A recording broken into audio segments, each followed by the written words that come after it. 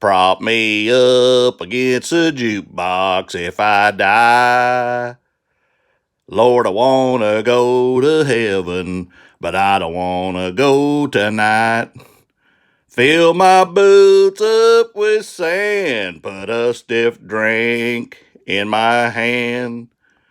Prop me up against the jukebox if I die. How's that, Cap Guy? That's pretty good, JT. Folks, it's time for the Cap Guy Show with JT. Rest in peace, Joe Diffee. Yeah. Well, it's a crazy world right now, folks, and that kind of got to me yesterday.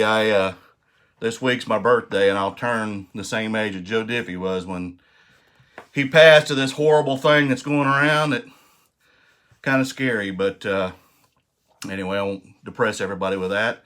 I've got a challenge today I want to initiate, not the death pile one, but another one, and might as well do something to pass our time. And I'll get into what I sold, and then I had a request to show how I do my inventory, so I'll do that as well. So we'll get started. Didn't have a great day in sales, but hey, 5 sales is 5 sales, so we'll get started. The first item I sold was this 1010, Adventures of 1010 on Wii. Didn't make hardly anything on it. Had 202 in it, sold it for $3.99 plus shipping. I upgraded to first class, so I lost a little bit there. Ended up making 50 cents, so no big deal. The next one is a lot of games, PS2s, and this is what I talked about when the games aren't worth a whole lot. Lot them up. This is NASCAR 7, 8, and 9, and it's going to New Hampshire, and I hope they enjoy it. Had $453 invested in all 3 of them, and sold them for $20.99, and here I am already forgetting to be good to Judith here and set this up. I better do that real quick because I got a few things to show. Bobby.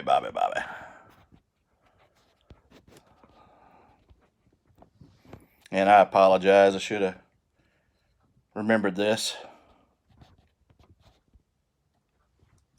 Boy, I just can't get this thing right, can I? Alright, I guess that's going to have to do, and I'm going to have to squash the light, or we're going to have light bulbs in the picture. Alright. The third item I sold, there we go, was this Alice PS2, Alice Madness Returns. Sold it for $12.50, had 202, so I made $8 on this one. By the way, on the NASCAR, I made 13 and a quarter. This I bought 3 pair of Oakleys and a pair of French sunglasses from a lady, along with a PS1 and a another system. I think it was an Xbox 360, and I paid like $75 for all of it. And I had 15 in these. I sold them for $35. It's the last pair I have. One of them actually went to Guam. Sold these for $35. Had 15 in them plus shipping. $16.50 was my profit. And the last item I sold, and I do have another one, but I'm waiting on payment. And it had an offer I turned down too on a camera. Ford Motor Company. It's a hat with a bottle opener. It's pretty cool, as you can see here. I don't know why my system's so slow all of a sudden. Well, come on. There it is. And again, it's embroidered. It's got the raised letters on it. So, sold it for $15, had 18 cents invested, means I found it at the bins, and actually I took a best offer of 13 plus shipping, made $11.75. So my total sales had 7 items, but 5 sales because the NASCARs were bundled. $23.75 in cost of goods, $85.48 in total sales, and a $50 bill profit. Now my challenge, instead of coming back to me, I'm gonna go just straight to the challenge. I'm calling it the 90-day bigs. That's the first quarter for those of you in the business world that understand that lingo. 90-day bigs, hashtag 90-day bigs, and you could put 3, 4, 5, 10, doesn't matter. I mean, I've got some on here that aren't on here that are that I made more money on, but maybe had more into them. So I'll go through these fairly quickly, but I'd like to challenge everybody to show theirs in the first 90 days. It doesn't necessarily have to be your top money makers or your top dollar amounts, but hey, let's see what we got out there. So, and kind of this is kind of interesting because some of these is where I got them is it was really what's funny. And when we talk about the bins and things, the first item I have here, I found this at the Goodwill bins, believe it or not. It's a fox fur. It's vintage. I had it for a higher dollar amount, but I ended up selling it for $84.95 plus shipping. It went to New York City. It was in really good shape, and you have to look at them really close to know if they're a faux fur or a fur. And I don't know a lot about them, but I got to researching it, and it was real. And hey, fur at the Goodwill bins. These were then the reason I'm showing these rock revivals. They're nothing special, but I bought 2 pair of these for $1 a pair at a yard sale, and usually don't find rock revivals for $1 a pair. But I sold these within a week of buying them for $74. So that was a home run right there. This, unfortunately, I've had this on eBay for a while, and of course, unfortunately, when Kobe died, it jumped off the page within an hour. So sold it for $99. I bought it years ago. It's a 2002 NBA championship bobblehead, and sold it for $99 plus shipping. This I just sold last week. As a matter of fact, I think it's being delivered today. Bought this at a Goodwill on their opening day. I paid $9.99 for it. It's an ultrasonic lens, 50 millimeter Canon. Not a very big lens, but I sold it for $169.49 on $10, so plus shipping on top. Another one of these bobbleheads. I had 4 of these. 2 were Kobe, 2 were Shaq. The 2 Kobe's are gone. I have 1 Shaq left, and he's in the same uniform as the previous one that Kobe was in. I just sold this recently, too, for $80. This I got at the Goodwill here locally where I live, and it was new in the box. It was open box because it had been opened before, but it was still sealed in the packages, and I paid $23 and change for it. It's a 8-channel Night Owl digital video recorder that you would use in like a oh, there you go. You see the pictures there. That you would use in a like a convenience store or a business where you want to see multiple cameras. This one had an 8-channel, so you could see 8 different videos. You had to have the cameras; it didn't come with it, but sold it for $159 off of 23 and change. So I'll take that. And then this I just sold a couple weeks ago. I found it at or actually about 3 weeks ago. I found it at an estate sale. Lady's husband had passed away, and she had this for $30. It had been hanging on their back porch, covered porch for a long time. And it's Springfield, Missouri, Springfield Wagon Company. There was not another one on eBay. I ran it on an auction, had 7 bids, and I paid $25 for it at the sale, and I sold it for $222.49. It was really cool. If it hadn't been so valuable, I probably would have kept it, but money, I wanted the money. And this was the find of the year so far for me. And I know it's just sunglasses, but I was in there and we were chatting with other people as I normally do when I'm shopping, and I saw these. Somebody came up to me and said, "Hey, you want a bunch of boxes of sunglasses?" And I said, "What are they, Oakleys?" No, they're just generic. And I didn't see the advertising on them when I grabbed them, but they were all sealed and they were new in the box, and there was a bunch in each box, and I think I grabbed 4 boxes. And some of my other friends have sold theirs as well to the same person who will be unnamed. But when I got home and I decided to list them, I opened them up and I saw this Sonic logo on the front. And I was like, oh my goodness, they're Sonic sunglasses. They're not going to be worth anything. And I looked on eBay and I found some. They were plastic. These were the metal ones. And they were selling for about $9.99. So I thought, well, I got a few of them. I got about 60 of them. I'll go ahead and I'm sorry, I had 48 of them, and there were 12 to a box, and I had 4 boxes. And I put them on eBay, and just a little bit later, I sold 5 of them on an individual sale. And I thought, wow, I've already made my money back plus some. Because again, I paid like $0.25 a box for these things if you figure out the weights. at the Goodwill bins. Well, as I started looking at them a little closer, I saw this tag. And see if I can't click on it and zoom in. These are from 1987. They are not newer sunglasses.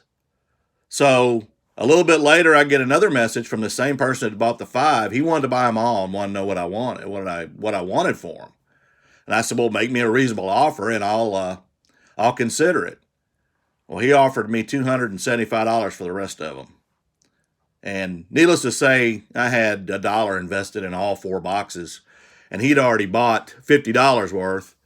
So I made $325 off of $1. So that's my home run of the year. And needless to say, I was tickled.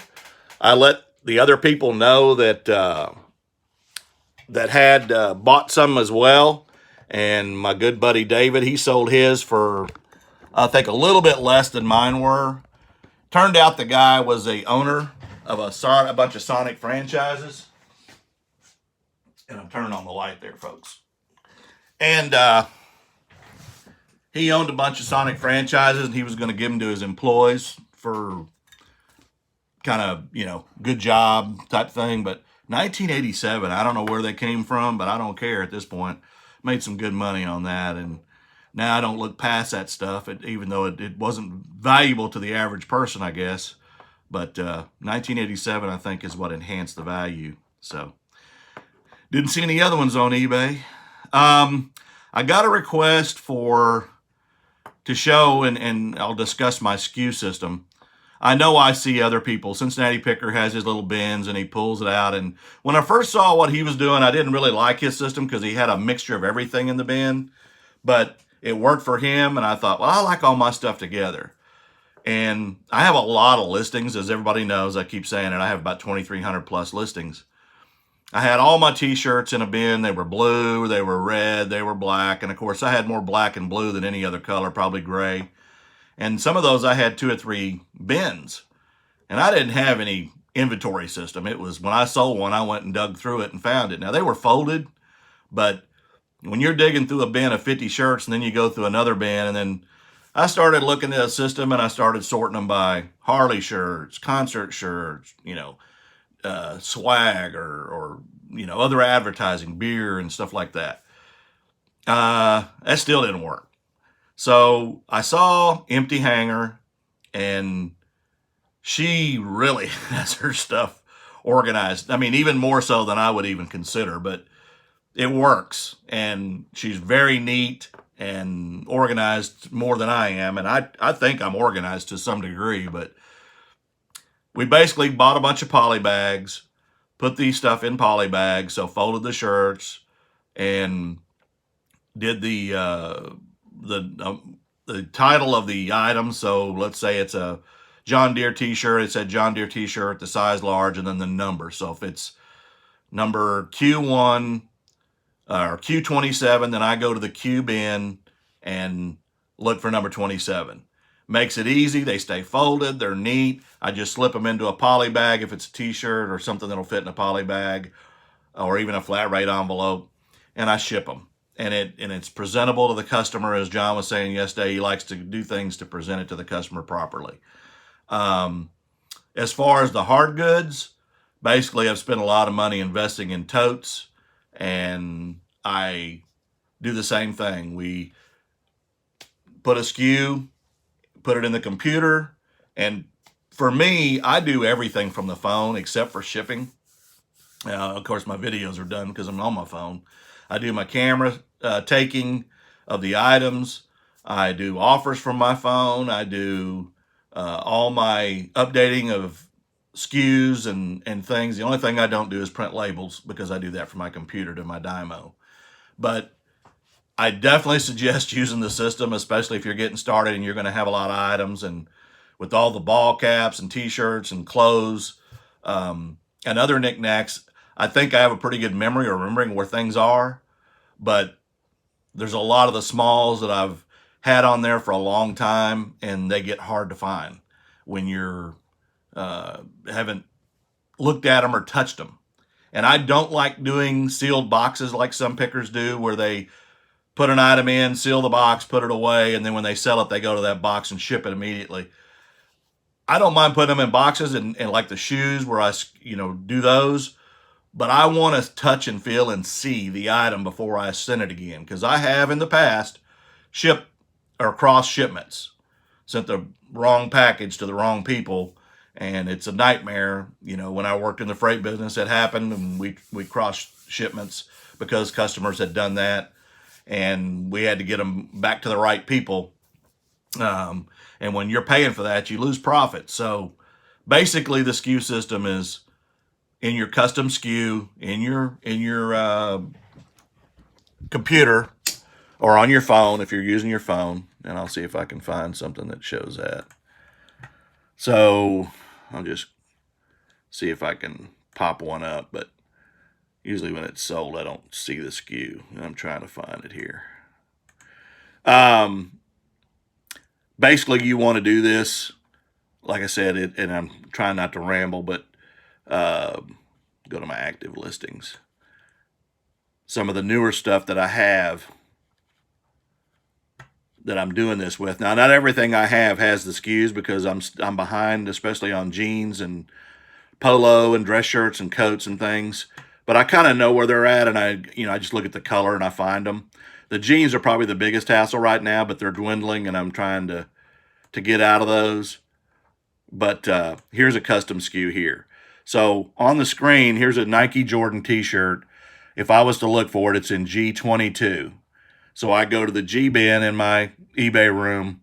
I find G22. I verify that it's the correct one, and then I ship it. But to update this, when you're doing a listing, just update your SKU in your item specifics area, and you'll be good to go. And it's easy to do. It's not hard at all.